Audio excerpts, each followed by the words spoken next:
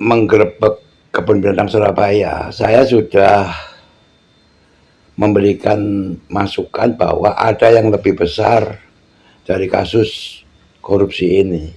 Kasus korupsi ini tidak mungkin tidak melibatkan pihak-pihak lain yang di bawahnya.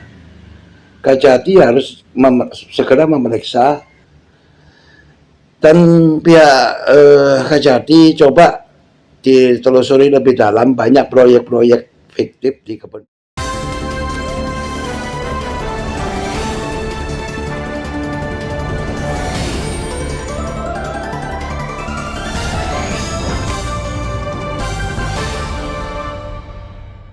Lestari, saya Singki Suwaji, pemerhati satwa liar yang juga koordinator Aliansi Pecinta Satwa Liar Indonesia (APEXI).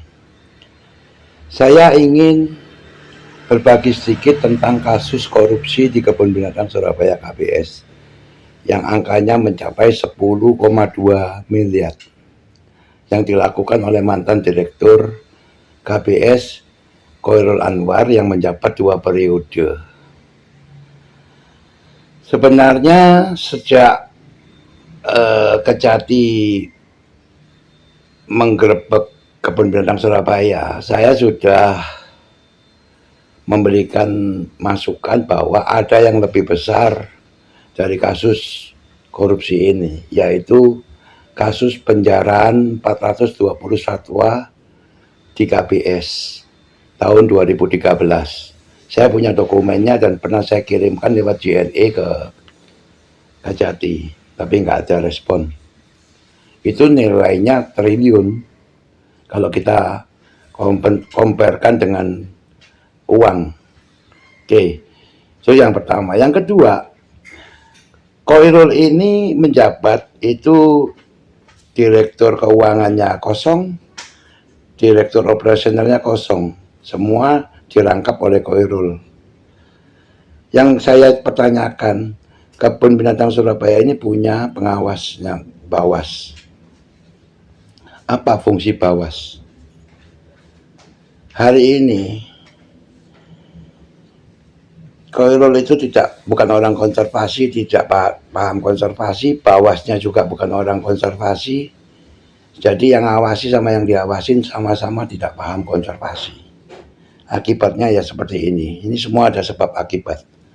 Dan hari ini Kebun Binatang Surabaya itu hampir 2 tahun tidak memiliki direktur. Wali Kota Surabaya Erik Cahyadi sudah 4 kali merekrut tapi tidak menghasilkan seorang direktur. Dan akhirnya Kebun Binatang Surabaya dijalanin oleh direktur pelaksana yang notabene latar belakangnya itu orang teknik, memimpin kebun binatang yang mana adalah lembaga konservasi. Mau dibawa kemana kebun binatang Surabaya ini? Jadi kasus korupsi ini tidak mungkin tidak melibatkan pihak-pihak lain yang di bawahnya. Kejati harus segera memeriksa bagian keuangan, bagian operasional yang menjadi kabak maupun kasih hari ini. Semua itu pasti ada efek dan keterlibatannya. Sebesar apa silakan Kejati yang melakukan pemeriksaan. Saya yakin dalam kasus ini minimal sedikitnya ada 10 orang yang menjadi tersangka selain Khoirul. Itu yang pertama. Kedepannya saya berharap wali kota segera bentuk tim independen yang memang paham konservasi untuk melakukan rekrutmen direktur Kebun Binatang Surabaya. Jangan dibiarkan sudah 2 tahun ini Kebun Binatang Surabaya tidak memiliki direktur. Nah, sekarang kalau yang merekrut aja juga tidak paham konservasi, bagaimana dia akan merekrut seorang direktur yang paham konservasi? Sebetulnya ada kok di Surabaya ini. Dr. Suparto Wijoyo, ini dosen ini. Dia itu mantan staf ahlinya Menteri Lingkungan Hidup, warga Surabaya. coba direkrut menjadi tim seleksi. Kemudian ada satu lagi, Profesor Dr. Ikomang Wiasa Sarjana, guru besar di UNER. Beliau ini mantan direktur KBS zaman perkumpulan dulu. Dua sosok ini sudah termasuk orang yang mumpuni untuk menjadi tim seleksi calon direktur. Jadi tim seleksinya itu benar, yang diseleksi juga tepat, kemudian bawasnya. Kalau bawasnya tidak ketemu, dua orang ini boleh dibuatkan SK untuk membantu wali kota mengawasi KBS. Dengan demikian insya Allah KBS ini menjadi on the track. Saya mengatakan ini bukan saya membenci atau anti wali kota. Saya selalu mengkritisi dan memberi masukan. Tapi ya mohon maaf, Pak Wali seakan tidak mendengar. Padahal Pak Wali itu pernah loh telepon saya minta bagaimana saya membantu memikirkan kebun binatang ke depan. Tapi sampai hari ini tidak ada realisasinya. Dan saya yakin Pak Wali maupun stafnya banyak yang tahu kontak saya. Nggak perlu pakai surat lah. Saya warga Surabaya. Kalau dikira saya itu bisa membantu memberi solusi, cukup di WA atau di telepon aja oleh stafnya.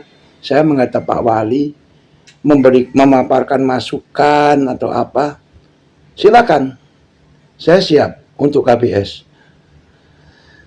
Dan pihak Kejati coba ditelusuri lebih dalam, banyak proyek-proyek fiktif di kebun binatang Surabaya, termasuk program Night Zoo yang akhirnya mangkrak.